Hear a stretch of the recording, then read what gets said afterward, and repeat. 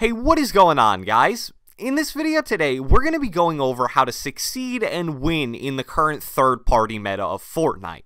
Third-partying has always been a staple of Fortnite, but it's seen a major spike in popularity over the last few months, and it's definitely at its highest point right now in Season 6.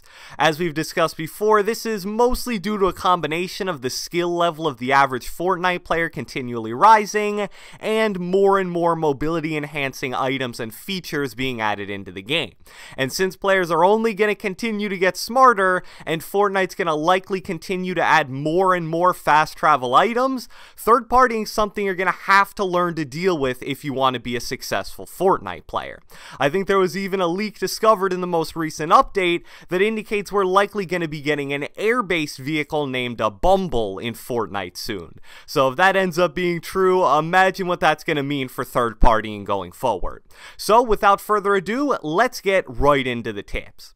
Alright guys, so the first thing that we need to cover in regards to being third-partied is that with glider redeploy now in the game, you need to understand that aggressive third-party plays can happen almost instantly now.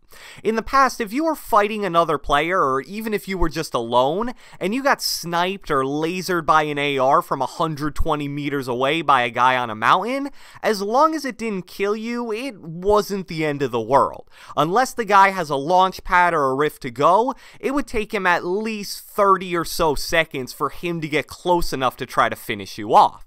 And even in the rare scenario where the guy does have a launch pad or rift to go, as well as the presence of mind to immediately use it, those still require a bit of extra setup or usage time, so you'd still probably have at least 10 or 15 seconds before being engaged.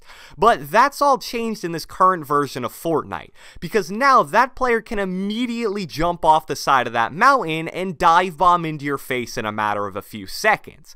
And that's a big thing that a lot of players simply aren't used to yet. So they make the mistake of healing in a very identifiable and open spot.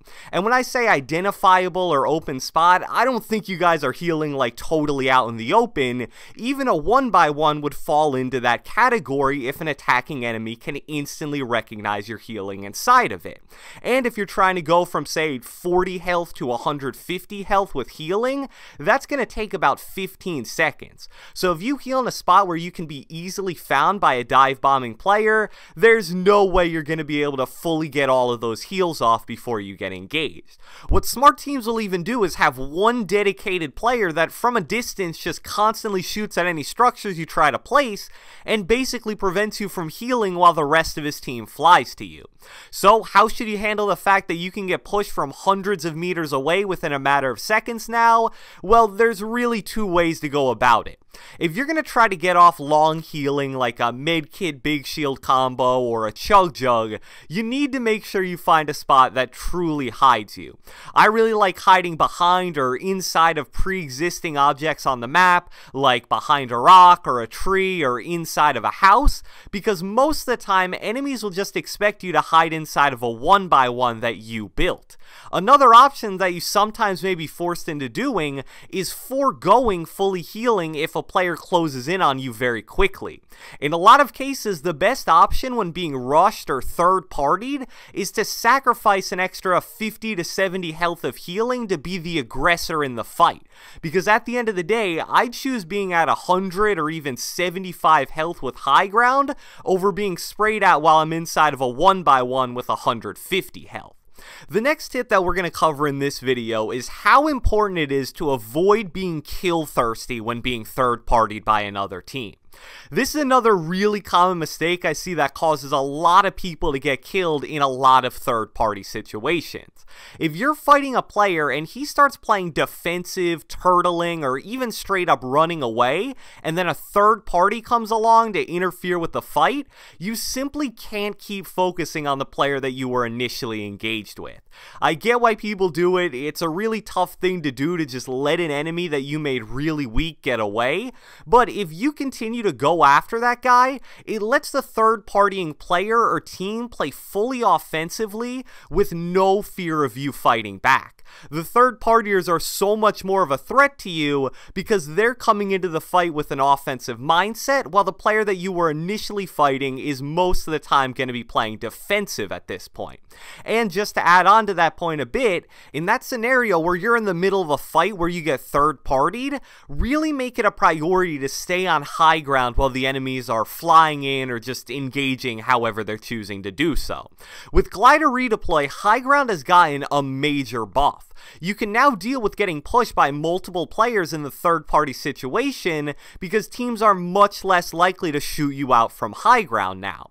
And the best way to prevent any gliding enemies from landing on top of you is to get some chip damage on them as they're flying in. That's something that a lot of people disregard, but if you have solid aim, you should really be able to land at least 2 or 3 AR shots on gliding enemies. And hey, that should be about 70 to 100 damage, which definitely makes a major difference in a lot of fights. Another tip that I have to help you guys deal with getting third-partied is the importance of keeping track of time in all of your fights. Being able to finish fights quickly is a tip that I constantly repeat on my channel, and I'm likely going to continue screaming it out to the Fortnite world because it's only becoming more and more important as more mobility features continue to be added into the game. And of course your goal should be to finish every fight you get into as fast as possible, but obviously that isn't going to be the case every single time. So another factor that's really crucial to consider here is where exactly the fight is taking place on the map. For example, if you're taking a fight right out in the open next to the diner part of Dusty Divot, you're pretty much guaranteed to get third-partied if that fight goes any longer than maybe 60 seconds. And it's the same thing for a lot of open and central towns on the map, such as Leaky Lake, Salty Springs, and maybe even Tilted Towers later in the game. However, if you're fighting in areas that are more on the outskirts of the map, you're likely going to have a lot more time to finish that fight before you get ran up on by another team. And in a lot of situations, the amount of time spent in a fight should really dictate your playstyle in that fight. To expand on that example of a fight right outside of the diner in Dusty Divot, let's say I've been in a fight against a team for the last 2 minutes. If I'm still at a decent amount of health, I'm going to start playing a lot more aggressively and a lot riskier as a whole to try to get that fight over with as soon as possible. Obviously, that puts yourself in a situation where you're a little more likely to end up dying, but the risk is probably worth it a lot of the time if you end up finishing that fight before another team joins in on it.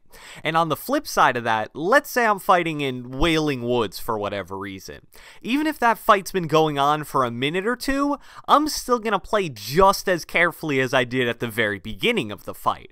Because in that scenario, it's very unlikely that I end up getting third-partied at all. So it wouldn't be smart to risk losing extra health as a trade-off for finishing the fight a little faster. And the final tip that we're going to be going over in this video today is the importance of playing defensive in situations where you get third-partied. The most extreme example of this, and it may be seen as a bit of a bad player move, but there's absolutely nothing wrong with literally hiding in a situation where your fight gets third-partied. Since there's so much chaos going on when the third-partying team initially engages, they likely won't be able to keep track of every individual player that was already in the fight. Therefore, you'll be able to get away with hiding in a nice dark corner until the fight cools down a little, and then you can even engage once the dust clears and nobody's expecting it. That's one of the most satisfying things you can do in Fortnite. Hide as soon as you see your fight getting third-partied, then as soon as a third-partying team starts engaging the team you were initially fighting, you pop out and third-party both of them. But that's kind of something that only works every once in a while. Most of the time playing defensive more so refers to defensive building, quick edits in close range scenarios, and even just having the general IQ to disengage from a bad situation. Don't be afraid to do that either. The players that are third-partying you aren't the only ones who are allowed to use glider redeploy. If you see you're getting yourself into a bad situation and you're about to get third-partied and surrounded on all sides, it's a really smart play to simply build to the highest point you can get to without being shot at, and then just gliding away. As the saying goes, live to fight another day. So, I hope you guys enjoyed this video, and if you watched the entire thing, be sure to leave me a comment down in the comment section below. I want to know what level or battle pass tier you guys are currently at in Season 6 of Fortnite. Do I have any level 100s watching my videos? Any max battle pass tier guys? Be sure to leave me a comment down in the comment section below. Be sure to leave a like, leave a comment, subscribe, turn on post notifications, do whatever the heck you want, and I will catch you guys next time.